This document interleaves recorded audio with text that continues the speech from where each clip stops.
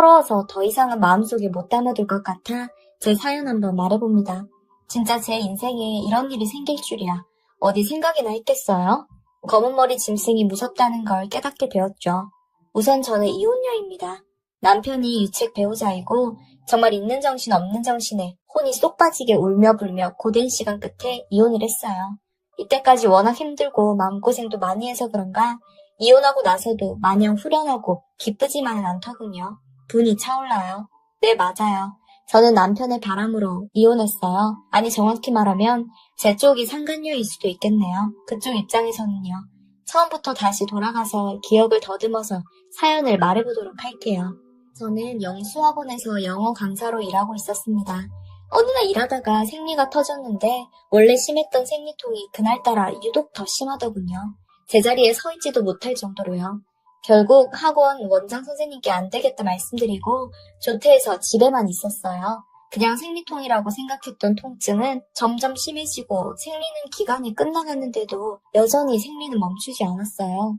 거의 하율 수준으로 계속되는 출혈에 저는 이건 보통 문제가 아닌 것 같다고 판단하고 곧바로 산부인과에 예약을 하고 검사를 받았죠. 그런데 결과는 충격적이었어요. 단순히 어릴 때부터 생리통이 심한 편이라고 생각했던 제 몸에 큰 문제가 있었던 거예요. 자궁이 선천적으로 약한 자궁이고 암은 아니지만 혹도 여러 군데 보이고 나팔관도 약하다고 했어요. 지금이라도 병원에 온 게 천만다행이라고요. 약을 처방받고 병원에 나서려는데 의사 선생님은 제게 충격적인 말을 꺼내더군요. 환자분, 죄송하지만 앞으로 자연적인 임신은 꽤 힘들 것 같네요. 시험과 낙이나 인공수정 등 여러 방법이 있지만 환자분 자궁과 몸은 임신을 견뎌낼 수 있을 몸이 아닙니다. 저는 그 말을 듣는 순간 여자로서 정말 큰 충격을 받았습니다. 뭔가 내가 갖고 있던 소중한 하나를 잃은 기분이었죠. 더구나 저는 당시 남자친구는 없었지만 언젠가는 좋은 엄마가 되는 것이 늘 꿈이었었어요. 그래서 저는 의사 선생님께 그래도 약 먹고 노력하면 좋아질 수 있겠죠? 하고 여쭈었지만 선생님은 증상이나 통증은 나아질 수 있겠지만 임신에 대해서는 마음을 비우시는 게 좋다고 하셨어요. 사실상 저는 불임이고 평생 아기를 가질 수 없는 몸이라고 말하는 것과 같았죠. 저는 진료실 밖으로 나와 병원 계단에 가만히 웅크려 앉아서 혼자 멍하게 정신없는 사람처럼 앉아 있었어요. 그렇게 앉아 있는데 누군가가 제 어깨를 톡톡 두드리더군요. 그래서 돌아보니 흰 가운을 입은 의사 한 분이 서 있었어요. 진료를 보는 의사 선생님 같진 않고 좀 젊어 보이는 분이었죠. 그분은 제게 따뜻한 코코아를 건네면서 실례인 줄 알지만 진료실을 지나다 우연히 환자분의 진료를 듣게 되었다며 밖에 나가시는 거 보고 무슨 일이 생길 것 같아 불안해서 따라왔다고 그러더군요. 저는 괜찮다며 인사하고 그 선생님은 제게 너무 절망하지는 마시라고 사람 몸은 내일이고 모레고 어떻게 될지 모르니 어느 날 갑자기 몸이 확 좋아지는 분들도 많이 계시니 희망을 잃지 않고 약도 잘 먹고 검진도 잘 받고 운동도 하면서 열심히 사셔야 한다고 했어요. 그 위로가 그때는 어찌나 고마웠던지요. 그것도 의사가 하는 말이어서 그런가 한 줄기 작은 희망이 생기는 기분이었어요. 그렇게 그분께 감사하다고 인사드리고 병원을 떠나 저는 열심히 약도 먹고 병원도 잘 다니며 치료를 받기 시작했어요. 그 병원을 계속 다니면서 자연스럽게 그분과도 계속 마주치며 인사를 나누었고 그러다 점점 가까워지고 대화가 잦아지면서 저희는 연인으로 발전하게 되었습니다.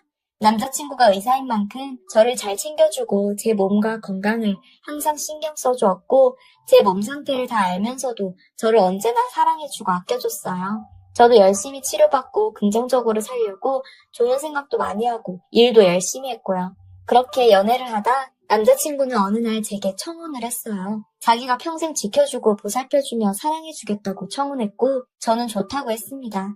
남자친구는 애초에 연애하기 전부터 제 몸 상태를 다 알고 있었고 그걸 알면서도 제 곁을 지켜주었으니 내 인생의 남자는 이 사람뿐이라고 생각했었죠.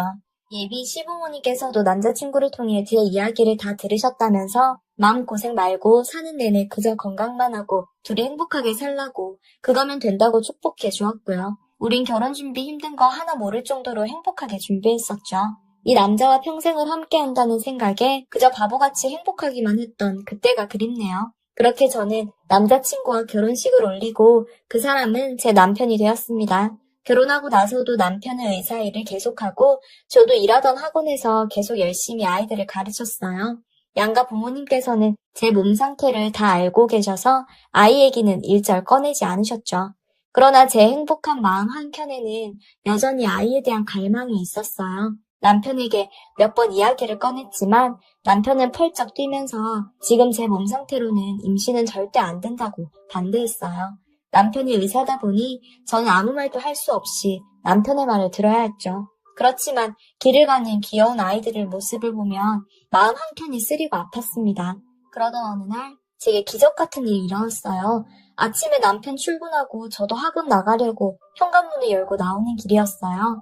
저희 집은 여러 가구가 함께 사는 복도식 아파트였는데 엘리베이터 타러 가보니 엘리베이터 앞에 큰 과일 상자가 보이더군요. 저는 누가 물건을 두고 갔나 생각했는데 이상한 소리가 들려 과일 상자를 열어보니 놀랍게도 그 상자 안에는 정말 갓 태어난 듯한 신생아가 누워서 자고 있었어요.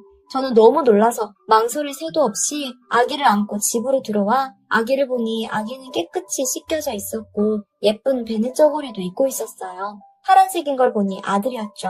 그리고 상자 안에는 큰 가방이 있었습니다. 가방을 열어보니 옷 몇 벌과 기저귀 몇 개, 젖병 2개, 그리고 편지가 있었어요. 편지에는 아이와 이 아이를 발견하실 분께 정말 죽을 죄를 짓는 마음으로 이 편지를 쓴다는 말과 함께 자신은 도저히 이 아기를 키울 수 없으니 제발 이 아기를 사랑으로 키워달란 말이 적혀 있었어요. 저는 그 편지를 보고 아기를 보니 이 아기는 내게 내려온 선물이란 예감이 강하게 들었어요. 곧바로 남편에게 전화해서 상황을 설명했고 남편은 처음엔 경찰에게 연락하자고 했지만 제 간곡한 설득으로 결국 아기를 저희가 키우고 호적에 올리는 거에 동의했어요. 저는 출생 신고를 하고 양가 부모님께는 아기를 입양했다고 말씀드렸어요. 다행히 두 분은 너희가 좋으면 됐다 하시며 좋아해 주시더라고요. 저는 정말 아기를 내가 내 배 아파 낳은 내 아들이라고 생각했습니다. 학원에도 육아휴직을 신청하고 집에서 아기 돌보는 일에 열중했죠. 아기는 정말 너무너무 예뻤어요. 울고 웃고 재롱 피우는 모습을 보면 그간의 마음고생이 씻기는 기분이었어요. 남편도 아기를 정말 예뻐했고 저녁에 일찍 퇴근한 남편과 함께 아기를 돌보면서 아기 재롱 보는 게 저희 삶의 가장 큰 기쁨이 되었죠. 양가 부모님도 손주라고 하시며 정말 아기를 예뻐해 주셨고요. 출생신고할 때 이름도 제가 직접 지어서 신고했어요. 고심해서 사전 뒤져가며 의미있고 예쁜 이름 지어주려고 했었죠. 물론 밤새 아기 신경 쓰고 돌보고 내 시간을 다 투자해서 온 신경을 집중해야 하는 게 육아인지라 몸은 피곤했습니다. 그렇지만 아기가 씩 웃는 걸 보면 피곤한 게 전부 싹 녹아내리는 기분이었죠. 지인들도 초대해서 내 아들이라고 자랑했고 저 마음고생하는 거 안타까워했던 친구들도 어쩌다 이런 예쁜 아들 낳았냐면서 함께 기뻐해주고 아기 옷도 사다주고 선물도 사다주면서 같이 좋아했습니다. 그렇게 아기는 다행히 건강하게 무럭무럭 자랐고 직접 저희의 유전자를 준 게 아닌지라 바로 병원에 가서 검사도 하고 예방접종도 시키고 했는데 다행히 아주 건강하게 개월수 맞춰서 기고 짖고 일어서고 걸음마하고 이도나고 이유식도 잘 먹고 잘 자라주었죠. 우리 아들이 처음으로 제게 엄마라고 불렀던 그 순간이 제 인생 최고의 순간 중에 하나였고 아들이 웃는 모습을 보면 3일 굶어도 배가 고프지 않을 만큼 배불렀어요. 그렇게 우리 아들과 저 그리고 남편 이렇게 우리 세 식구는 영원히 행복하게 살 수 있을 줄 알았네요. 바로 그날이 오기 전까지는요. 우리 아이가 7살이 되던 해였어요. 유치원을 졸업하고 초등학교 입학을 앞둔 무렵이었죠. 학교 예비 소집일인데 아이가 미리 사둔 책가방 메고 가겠다고 얼른 학교에 가고 싶다고 들떠있는 아이를 데리고 예비 소집에 다녀오는 길에 제가 사는 아파트 1층에서 한 여자를 마주쳤어요. 처음 보는 여자라 그냥 가만히 지나치려는데 그 여자는 저를 보고 아무 말 없다가 제 손을 잡은 아들을 보더니 갑자기 눈물을 글썽거리면서 엄마야 이리 와봐 내가 너 엄마야 하더군요. 저는 너무 놀라 우리 아들 손을 꼭 잡았고 아이도 낯선 사람이 무서웠는지 제 손을 잡고 제 뒤에 숨어버렸습니다. 제가 누구신데 이러세요? 하고 물었더니 그 여자는 제게 다가와 눈물 맺힌 눈으로 저를 노려보며 말하대요. 자기가 7년 전에 여기에 아이를 두고 간 여자래요. 저는 충격을 받았지만 우리 아이가 겁먹을 걸 생각해서 일단 집으로 들어오시라 했어요.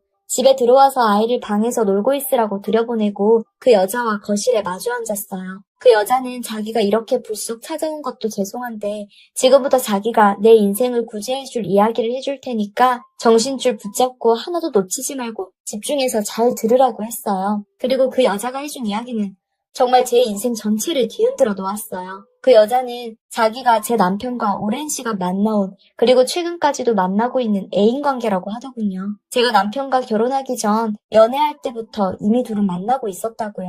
그러나 그 여자가 자기 입으로 자기가 대학 때부터 공부도 안 하고 졸업도 못해서 그때 당시에 직업도 없었고 알바나 하며 대충 살고 있었다고요. 아무튼 그래서 그 여자가 남편이랑 결혼을 이야기했는데 남편 쪽 부모님이 여자의 환경 때문에 심하게 반대를 하셨다고 해요. 그렇지만 남편은 그 여자를 계속 만나다가 결국 그 여자가 임신을 하게 되었대요. 그 여자가 임신했을 당시에는 저와 남편은 이미 결혼한 상태였고요. 의사 남편은 결혼하고 나서도 몰래 그 여자를 만났던 거죠. 그리고 남편은 그 여자에게 충격적인 제안을 하나 했대요. 그 여자 보고 나중에 아기를 낳아서 우리 집 문 앞에 갖다 버려두면 내 와이프가 발견할 거고 와이프는 아기에 목매는 사람이라 와이프는 버려진 아기를 보면 당연히 자기가 입양하겠다고 할 거고 그럼 너는 돈 한 푼 안 들이고 아기를 키울 수 있고 나도 우리 아기 평생 키울 수 있고 둘 다 좋은 게 좋잖아?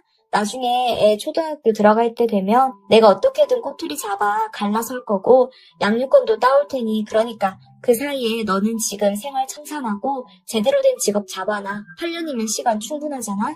유머 하나 고용했다고 생각하고 와이프 출근 시간 10분 전에 엘리베이터 앞에 애 갖다 놔. 제가 너무나 사랑하고 의지했던 남편이 저런 말들을 했다는 게 도무지 믿어지지가 않아서 한동안 멍하니 듣기만 했어요. 그것보다 더 충격적이었던 사실은 이 모든 일이 제가 결혼하기 전부터 연애할 때부터 다 저를 철저히 속이고 계획되었고 이루어진 일이라는 거죠. 그런데 아이러니하게도 제 머릿속에 든 생각은 절대로 제 아들을 뺏길 수는 없다는 거였어요. 남편의 배신으로 제 손에 온 아들인 걸 알면서도 전 8년이라는 시간 동안 제 손으로 먹이고 입히고 재워서 키운 제 아들을 절대 놓을 수 없었죠. 솔직히 어린아이가 잘못 있는 게 아니잖아요. 따지고 보면 저만큼, 아니 어쩌면 가장 큰 피해자는 우리 아이잖아요. 저는 그 여자에게 말했어요. 내가 8년이라는 시간 동안 내 시간, 내 돈, 내 마음 전부 다 바쳐 키웠어요. 당신이 뭔데 이제 와서 낳았다는 이유만으로 데려가려고 해요? 나중에 법정에 가서 그 얘기 그대로 해봐요. 내가 내 애 낳았는데 유부남인 남자가 애를 키울 수가 없다고 해서 이런 방법으로 애를 버렸고 이제 찾아가고 싶다고 얘기해봐요. 어디 사람들이 그쪽 편 들어주면서 나한테 애 보내라고 할 것 같아요? 나는 절대 내 아들 못 보내요. 저는 분노를 가득 담아 말했습니다. 그러자 그 여자는 한숨을 한번 푹 쉬더니 말을 하더군요. 자기도 안다고요. 자기가 어릴 때는 몰랐는데 지금 일자리를 겨우 얻어 돈 벌고 살아보니까 그때 자기가 얼마나 철없는 여자였는지 깨달았대요. 그리고 저한테 정말 뼈저리게 미안하고 고맙고 자기가 아이 친권 주장할 자격 없다는 것도 잘 알고 있대요. 그래서 자기가 여기 온 이유는 그게 아니라고 했어요. 저를 도우러 왔다고 했죠. 저는 무슨 말이냐 물었더니 그 여자는 나머지 이야기를 해주었어요. 남편에 관한 이야기였죠. 그 여자는 아이가 7살이 되고 어느 정도 직업적 안정을 갖게 되자 약속했던 대로 처와 이혼하고 자기와 결혼해 아이를 키우자고 요구했어요. 그러나 남편은 그 여자에게 이렇게 말했다고 하네요. 자기는 8년 동안 아이를 키우는 동안 아내, 즉 저에게 점점 더 큰 사랑을 느끼게 되었고 이제는 이 여자가 내 인생의 유일한 하나뿐인 여자라고 생각한다고요. 내 아내는 아이를 사랑으로 현명하게 키운 좋은 엄마이고 앞으로도 아이를 훌륭한 사람으로 키워줄 사람이라고요. 그래서 미안하지만 자기와의 이 관계를 그만 끝내자고 말했다고 하네요. 아이는 남편과 제가 잘 키워서 좋은 사람으로 잘 키울 테니 너는 걱정 말고 네 인생 잘 살라고요. 그 말에 그 여자는 남편에게 배신감을 느끼고 제게 찾아오게 된 것이죠. 한마디로 복수였죠. 저는 그 이야기를 들었다고 해서 남편에게 감동받거나 그 여자를 향한 분노와 증오심도 사라진 건 아니었죠. 그러나 객관적으로 봐서 그 여자에게 가장 쓰레기는 제 남편이었죠. 저는 그 여자에게 말했어요. 그쪽은 지금 제 남편에게 화가 나서 미치겠지만 일단 시부모님께 알리고 저는 남편이랑 이혼 소장 접수하는 게 먼저니까 아이 얘기는 나중에 하자고요. 그러자 그 여자는 순순히 고개를 끄덕이더군요. 그리고 눈물을 흘리며 제게 말했어요. 정말 죄송하고 또 죄송하다고요. 자기가 얼마나 큰 죄를 지었는지 알고 있다며 자기 아이를 친모도 아니면서 사랑으로 잘 키워줘서 이 은혜는 죽었다 깨나도 갚지 못할 은혜라고 말하며 그저 울더군요. 순간 같은 여자로서 남자 하나 잘못 만나서 이게 뭔 죄인가 싶었어요. 저는 그 여자를 돌려보내고 그날 저녁 저는 시댁으로 갔습니다. 우리 아이는 친정에 맡기고요.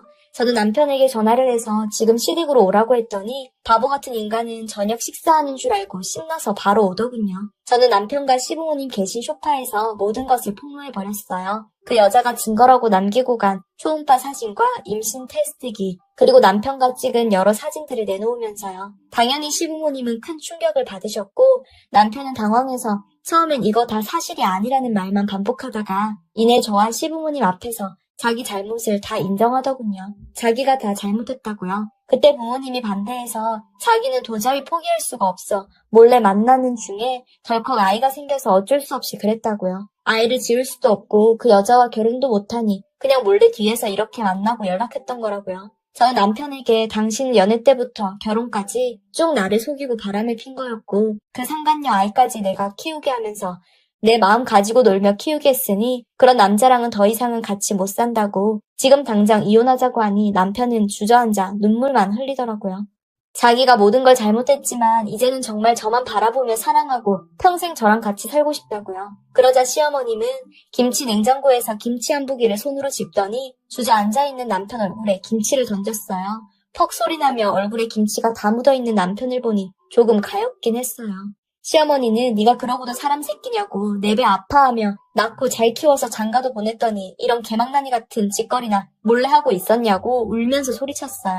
그렇게 폭풍이 한 차례 지나가고 저는 남편에게 이혼 소장을 보냈어요. 법정에서는 아이 친모되는 그 여자가 증인을 서주었고 남편의 외도와 사기 결혼이 인정이 되어 제게 거액의 위자료를 내게 되었고 저희는 그렇게 이혼했습니다. 이혼 소송 내내 밤마다 친정엄마랑 혹은 혼자 방에서 많이 울며 가슴을 쳤어요. 제가 전생에 무슨 죄를 지어 불임에다 상간녀의 아이를 키우게 됐는지 참 제 인생 고난하고 억울하더군요. 그래도 아이는 제가 키우게 되었어요. 법정에서도 제 손을 들어주었고 그 여자도 순순히 판결에 따르겠다고 하더군요. 자긴 엄마 자격이 없다고요.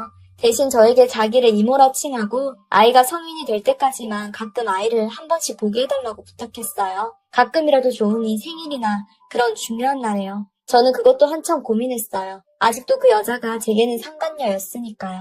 저는 오랜 고심 끝에 그래도 이 아이의 엄마니까 혹은 성인이 돼서라도 이 아이에게 진실은 말해줘야 하니까 힘든 게 결정해서 그 요구를 수락했습니다. 이렇게 일이 마무리되고 우리 아이는 지금 중학교를 잘 다니고 있습니다. 생모를 이모로 부르며 이모도 잘 따르고